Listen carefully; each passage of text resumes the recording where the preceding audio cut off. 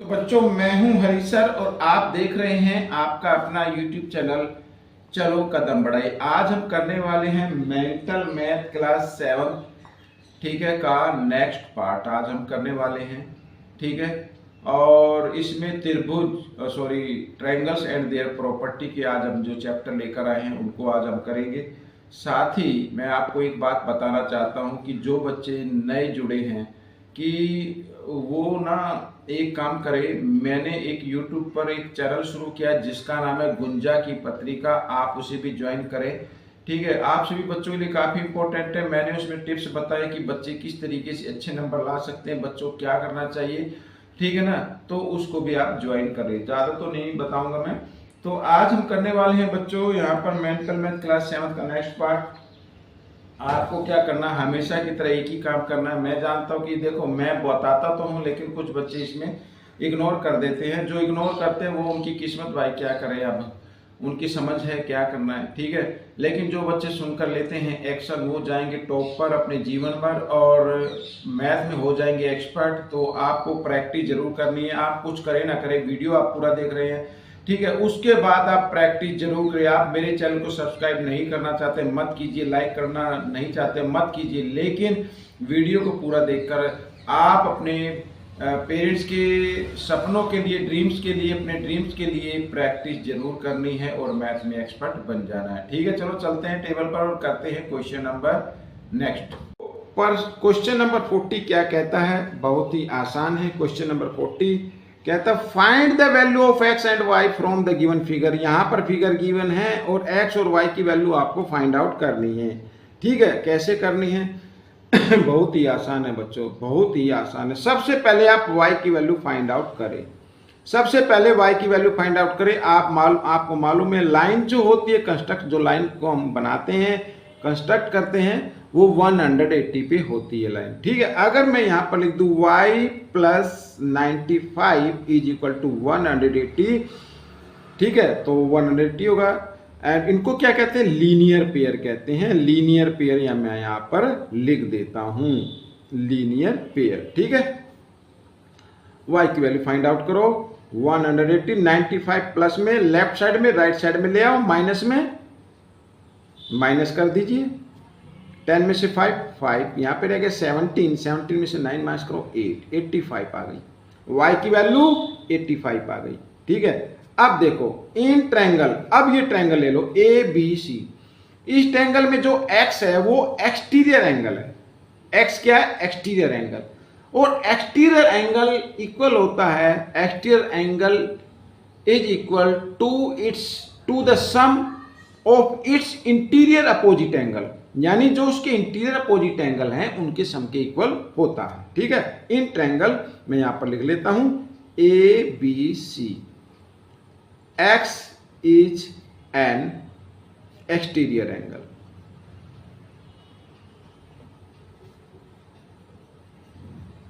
ठीक है, एंगल तो एक्सटीरियर एंगल इक्वल होगा अपने इंटीरियर अपोजिट एंगल के सम के इक्वल, यानी y प्लस 40। भाई ये इसका इंटीरियर और ये इसके अपोजिट एंगल, इनके सम के इक्वल होगा। यहां पर मैं लिख देता हूं कंक्लूजन। ठीक है, in a triangle any exterior angle is equal to the sum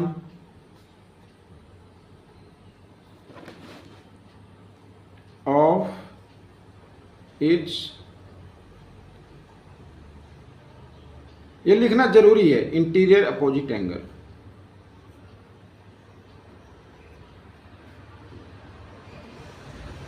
ठीक है, ये लिखना जरूरी है। अब देखो x इक्वल y की वैल्यू 85 प्लस 40 कितना आ गया भाई, 125 आ गया, तो 125 आ गई। y की वैल्यू निकल गई, x की वैल्यू आ गई। ठीक है, नेक्स्ट क्वेश्चन, क्वेश्चन नंबर 42 बहुत इजी है, दिखने में आपको लग रहा हो डिफिकल्ट लेकिन इजी है।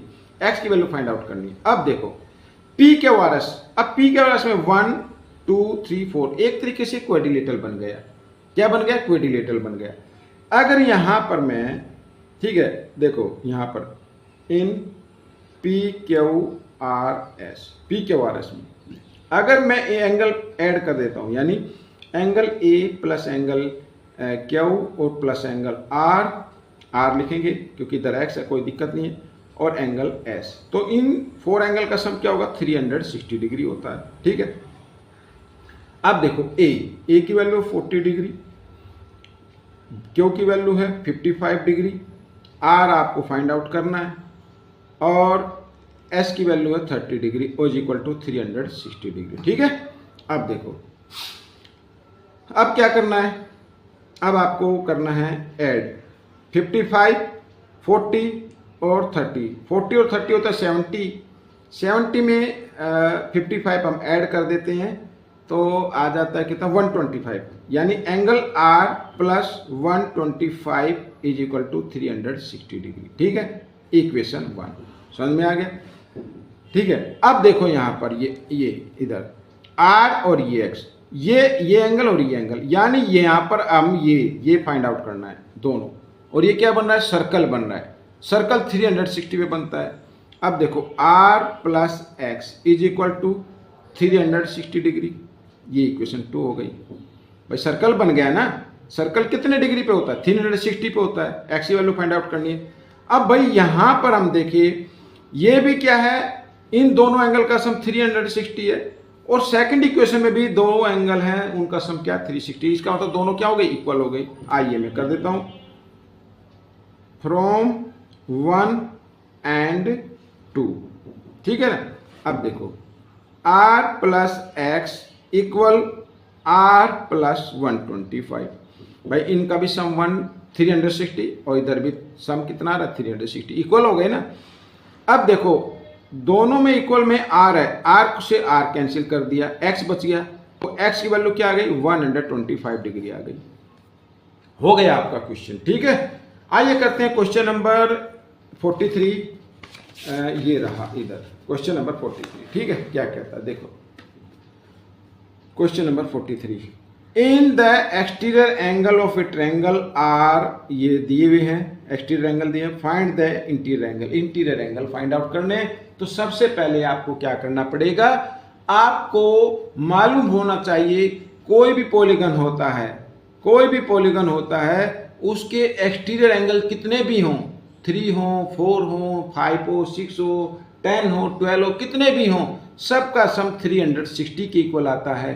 तो हम क्या करेंगे, ये जो एक्सटीरियर एंगल है इनको हमें क्या कर देना है, इनको ऐड कर देना है और इक्वल में रख देना है क्या 360 डिग्री। ठीक है ना, यहाँ पर ये पर 360 डिग्री, अगर मैं चाहूँ तो लिख सकता हूँ इधर। ठीक है, ये इधर ये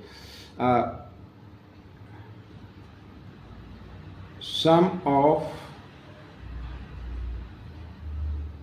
exterior angles of triangle is equal to 360 degree. ठीक है, यहाँ पर x की वैल्यू फाइंड आउट करो, तो पहले x ऐड कर लो, 2 3 2, कितना हो गया 3 और 2 5 और 2 7x ऐसे। ठीक है, अब इधर ये ऐड कर लो। ठीक है, ये 40 डिग्री है, ये 10 है, 50 कितना हो गया 50 हो गया ना।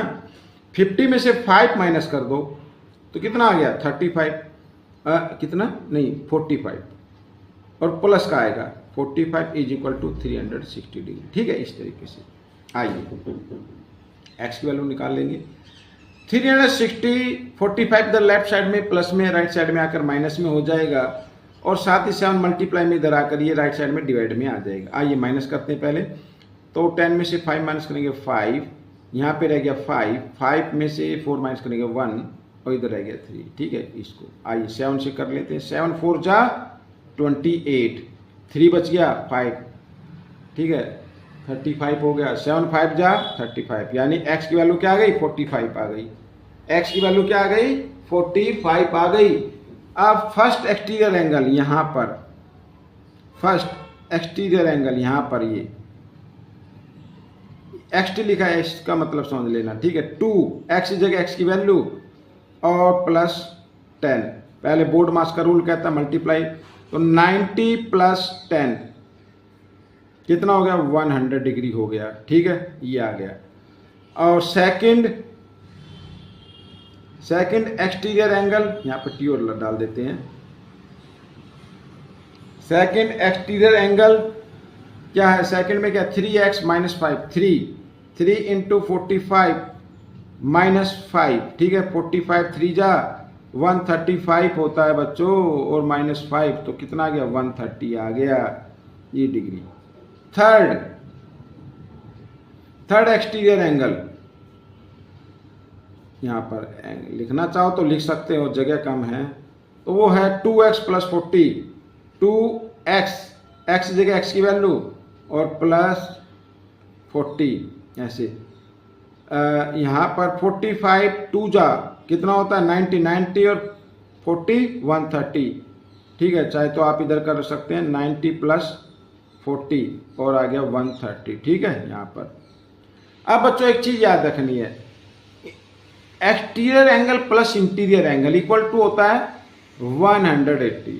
भाई ट्रायंगल है ना, ट्रायंगल की मान लो कोई भी साइड है, ये ट्रायंगल है, ऐसे बना रहे हैं, तो ये एक्सटीरियर एंगल और ये इंटीरियर, इन दोनों का सम क्या होगा 180 होगा। तो हम क्या करेंगे, यहाँ पर देखो ये मैं लिख देता हूँ, पहले 100 डिग्री एक्सटीरियर होगा और ये इंटीरियर होगा, INT लिख दिया, और इनका सम क्या होगा 180 डिग्री होगा। अब ये 100 जो है, ठीक है, प्लस में है, राइट साइड में ले आओ, माइनस में हो जाएगा, तो यहाँ पर फर्स्ट आ जाएगा, जगह कम है।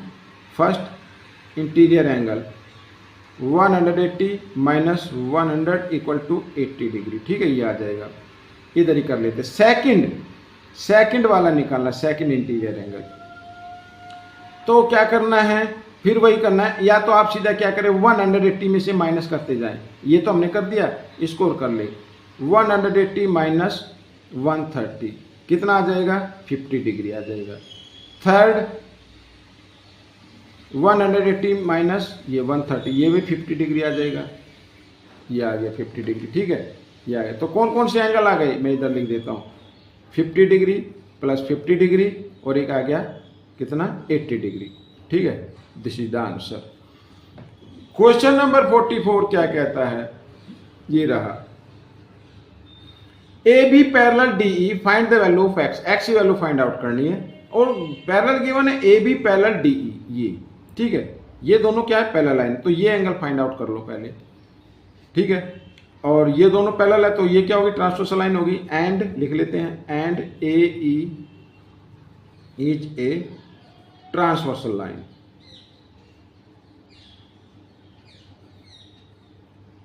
AE जे ट्रांसवर्सल लाइन। ठीक है ना, तो यहां पर एंगल A इक्वल हो जाएगा 46 के, ये एंगल इक्वल होगा इस एंगल के, एंगल A इक्वल होगा एंगल E के, A की वैल्यू 46 इक्वल आएगी, इन्हें बोलते हैं अल्टरनेट एंगल।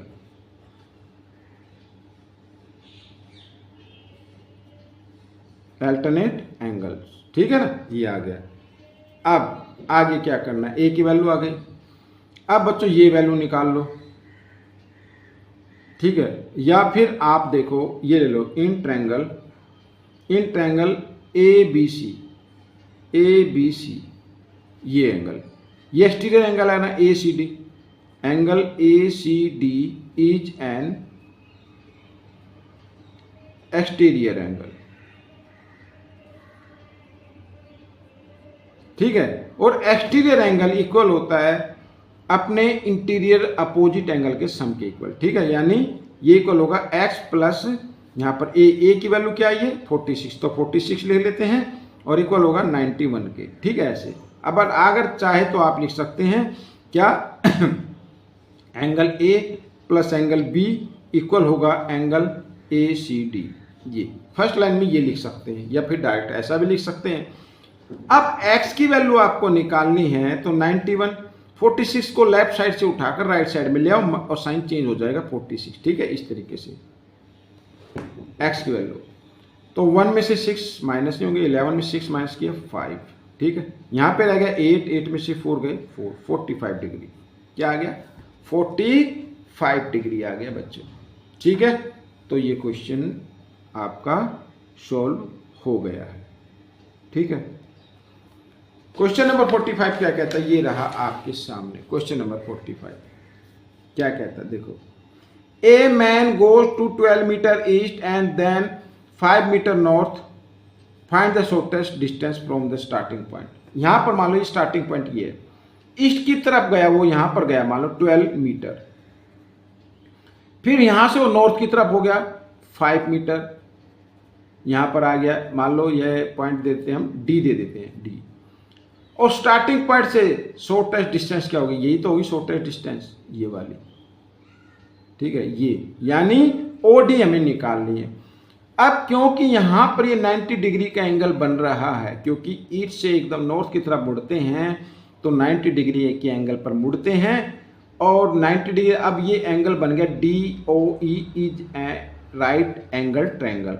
और राइट एंगल ट्रायंगल में कंडीशन होती है कि 90 डिग्री के जो अपोजिट साइड होते हैं उसे बोलते हैं हाइपोटेन्यूज, और हाइपोटेन्यूज इक्वल होता है, ठीक है। हाइपोटेन्यूज अगर लेंथ निकालनी है हाइपोटेन्यूज की तो ये इक्वल होगी हाइपोटेन्यूज का square equal base square plus perpendicular square, ठीक है। ये या इसे बेस मान लो, इसे परपेंडिकुलर मान लो, दोनों सेम है। आइए निकालते हैं। अब देखो, इन ट्रायंगल DOE, ठीक है, इन ट्रायंगल DOE, अब DO फाइंड आउट करें तो DO स्क्वायर इक्वल होना चाहिए DE square plus OE square, ऐसे DO, तो DE है 5 स्क्वायर, OE है 12 तो 12 स्क्वायर, ऐसे, ठीक है। DO 5 का स्क्वायर 25, 12 स्क्वायर 144, ऐड किया 169, ठीक है। अब DO आपको निकालनी है 169, इधर स्क्वायर है, इक्वल के साइन से आकर इधर लेके आएंगे राइट साइड में, रूट में कन्वर्ट कर देंगे, और 169 का रूट होता है बच्चों 13, तो 13 मीटर आ गई। स्टार्टिंग पॉइंट से वो कितनी डिस्टेंस पर है, 13 मीटर डिस्टेंस पर है। This is the answer of this question. Question complete हो चुका है। आपको ये क्वेश्चन कैसा लगा मुझे जरूर बताएं, इसमें से सीखकर दूसरे बच्चों को जरूर सिखाएं। मिलेंगे नेक्स्ट पार्ट में, टिल देन थैंक यू।